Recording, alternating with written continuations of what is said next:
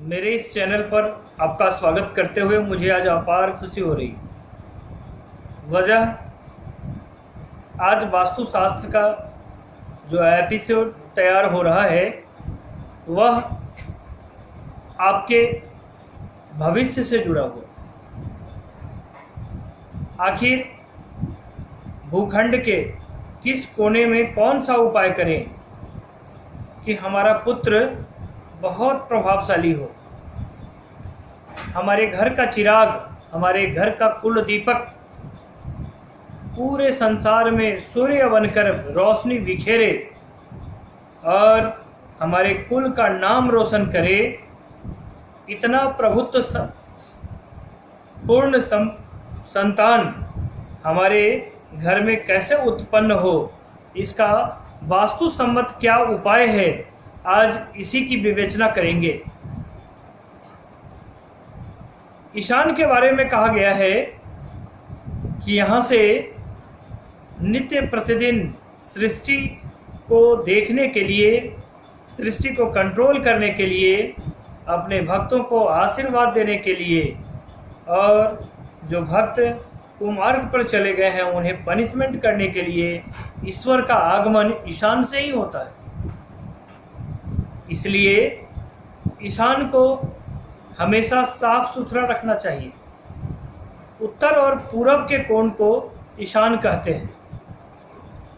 यह कोना यदि साफ सुथरा है या जल का प्रवेश है, यानी कि जल का उत्पादन और अपने घर में उपयोग किए गए जल, शौचालय को छोड़ करके रसोई का जल और दैनिक उपयोग के स्नान आदि कार्यों में किए गए जल का निष्कासन यदि इसी कोण में करते हैं, यहाँ जल का उपयोग किए गए जल का यदि स्टोरेज है, तो इससे ईश्वर को बड़ी खुशी मिलती है। उन्होंने जो संविधान बनाया है वास्तुशास्त्र, वह शास्त्र सम्मत है। धोखे से भी यहाँ यदि हमारा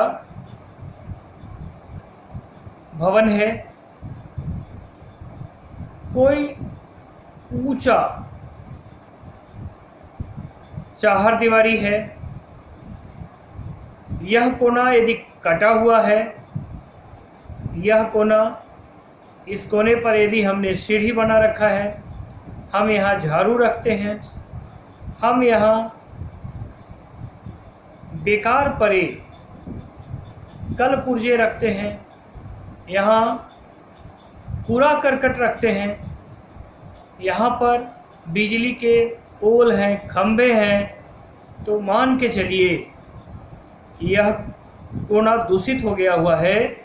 इससे सीधा प्रभाव हमारे वंशजों पर पड़ता है, उनकी मति भ्रष्ट हो जाती है, वे योग्यता के मानक का अनुपालन नहीं कर पाते हैं, जिस कारण हमारी नई पौध कुमार्ग पर भटक जाती है और हमारा जीवन नरक बन जाता है। यदि बच्चों को प्रभावशाली बनाना है, अपने भविष्य को सुखद बनाना है, बच्चों से सुखद अनुभूति लेनी है, सभी जगह से अच्छे समाचार लेने हैं, कुल खानदान की प्रतिष्ठा जमीन से आसमान तक फैलानी है, तो उत्तर और पूर्व के इस कोने को वास्तुशास्त्र के अनुकूलित रखिए। और इसका सबसे सुंदर उदाहरण है कि यहाँ जल का प्रवेश करा दीजिए। लेकिन याद रखने योग्य बातें हैं कि केवल इस कोने को स्वच्छ कर देने से लाभ मिलेगा बहुत ज़्यादा, ऐसा नहीं है। वास्तुशास्त्र कहता है कि बाकी के 3 कोने को भी उन्नत वास्तुशास्त्र के अनुसार बनाकर रखिए। मैंने कई एपिसोड में आपको बताने का प्रयास किया है कि नैऋत्य का कोण जो है उसका तल, पृथ्वी का तल सबसे ऊंचा होना चाहिए घर में, उससे नीचा आग्नेय का तल होना चाहिए और उससे नीचा वायव्य का तल होना चाहिए। और याद रखना है सबसे नीचा तल पृथ्वी का ईशान का होगा। यह यदि वास्तु सम्मत है, तलवेद नहीं है, तो आपके घर का बच्चा, आपके घर का आपका बेटा जी, आपकी बेटियां सब कुल दीपक बनकर आएंगी। घर में कोई ऐसा चिराग उत्पन्न नहीं होगा जो कुल दीपक न बन के कुल दीमक हो जाए। ऐसा कोई चिराग नहीं हो। मैंने कई ऐसे घरों में देखा कि जहां ईशान में बिजली के खंभे हैं, कोई ध्वजा है, तो अक्सर ऐसे घरों के बच्चे डोनेशनल पैदा होते हैं, यानी उनकी परवरिश चाहे जितनी अच्छी हो लेकिन कुशाग्र बुद्धि के नहीं हो पाते। और यदि कुशाग्र बुद्धि के होते भी हैं तो परीक्षा आदि में सफलता नहीं मिल पाती है, और मिलती है तो उसके लिए धन व्यय करना पड़ता है, डोनेशन देना पड़ता है। हमें याद रखना है, आपने आज इस रहस्य को समझा। यदि बच्चों से सुख भोगना है, बच्चों से सुख चाहिए, और बच्चों को यदि प्रभावशाली बनाना है तो ईशान को प्रबल बना करके रखना है। आज के इस अंक में इतना ही।